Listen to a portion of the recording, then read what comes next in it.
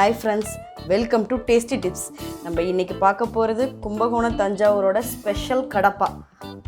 வாங்க நம்ம இப்போ எப்படி செய்யறதுன்னு பார்க்கலாம். இப்போ நம்ம ஸ்டவ் ஆன் பண்ணி ஆயில் ஊத்திடலாம். ஒரு 3 ஸ்பூன் ஊத்திருக்கேன். 1 இன்ச் பட்டையை வந்து கட் பண்ணி வச்சிருக்கேன், குட்டி குட்டி பீஸா. பட்டை, 3 கிராம்பு, கடல்பாசி பூ சொல்லுவாங்க இல்லையா, ஸ்டோன் ஃப்ளவர், அது, ஒரு பே லீஃப். இது மட்டும் தான் நான் தாளிக்க யூஸ் பண்ண போகிறேன். பாருங்கள், இது அப்படியே ஃப்ரை ஆகிட்டுருக்கு. இந்த ஸ்டேஜில் நம்ம ஒரு 2 பூண்டு தட்டி வச்சுருக்கோம், அதை போட்டுடலாம். அப்புறம் கொஞ்சம் கருவேப்பிலை,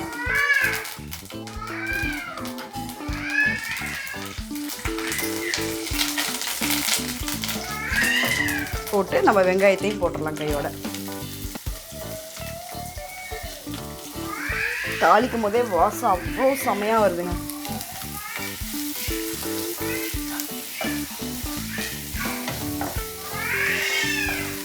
தஞ்சாவூர் கும்பகோணத்தில் கையேந்தி பவனில் ரோட்டு கடையில் இந்த கடப்பாவும் மிளகா சட்னியும் வச்சுருப்பாங்க.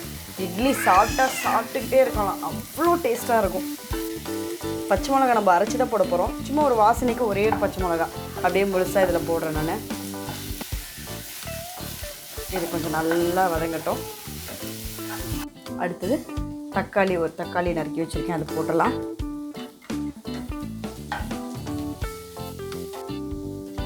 இதுக்கு தேவையான அளவு உப்பையும் போட்டுடலாம்.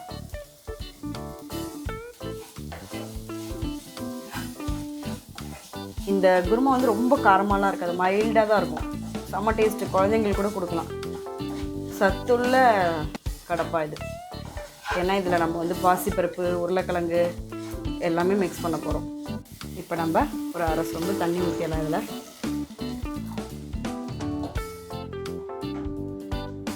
கொஞ்சம் நல்லா கொதி வரட்டும்.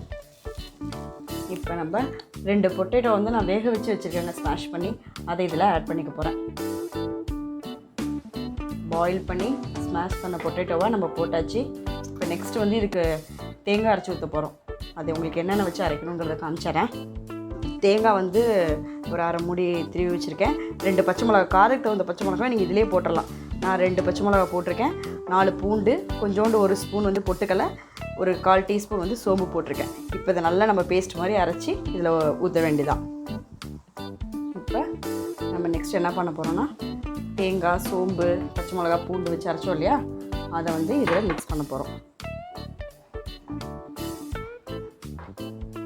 அப்படியே மிக்ஸியை கழுவி தண்ணி ஊற்ற வேண்டியதான்.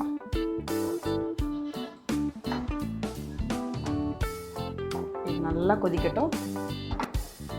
சும்மா ஒரு கொதி வந்தோடனே நான் இன்னொரு இன்க்ரீடியன்ஸ் ஆட் பண்ணுவேன், அது என்னன்னு சொல்கிறேன் உங்களுக்கு.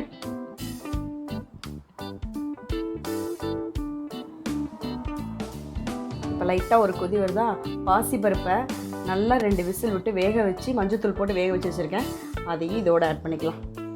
என்ன ஒரு டேஸ்ட் கொடுக்கும் தெரியுமா உங்களுக்கு. இதெல்லாம் சேர்ந்து நல்லா ஒரு கொதி வரணும், செம்மையாக ஒரு கொதி வரணும்.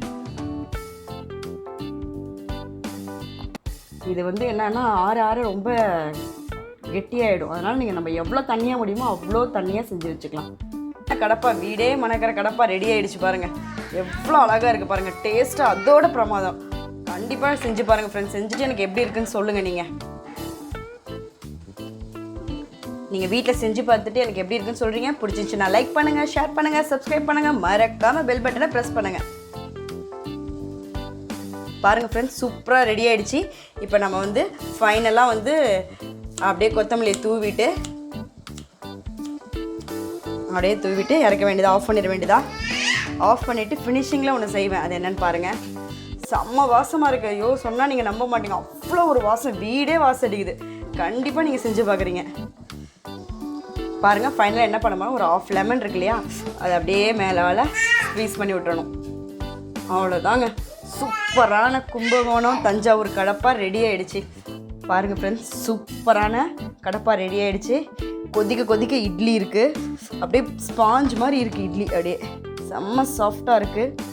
இப்போ இதில் என்ன பண்ண போகிறோன்னா, அந்த கடப்பாவை அப்படியே மேலே ஊற்றிட்டு, செம்ம சூடு இட்லி அப்படியே இந்த கடப்பால் நல்லா மிக்ஸ் பண்ணி இங்கே ஒரு பூண்டு பொடி வச்சுருக்கேன் பார்த்தீங்களா. இந்த குருமா வந்து மைல்டாக இருக்கும் கடப்பா. இது வந்து நல்லா செம்ம டேஸ்ட்டாக காரமாக இருக்கும். இதை கொஞ்சம் அப்படியே லைட்டாக தொட்டு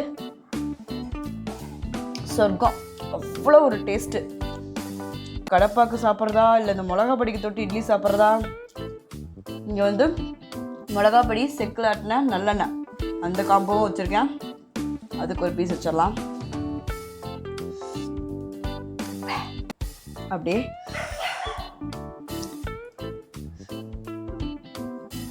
சூப்பர் டேஸ்ட்டாக இருக்குது. கண்டிப்பாக நீங்கள் வந்து செஞ்சு பார்த்துட்டு கமெண்ட்ஸில் எனக்கு சொல்கிறீங்க எவ்வளோ டேஸ்ட்டாக இருந்துச்சுன்னு சொல்லிட்டு. நானே சொல்லிட்டு இருக்க முடியாது, நீங்கள் செஞ்சு சாப்பிட்டு பாருங்கள். அப்போ தான் அதோட டேஸ்ட் உங்களுக்கு தெரியும்.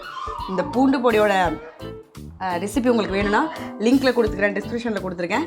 பார்த்து எப்படின்னு பார்த்துக்கோங்க.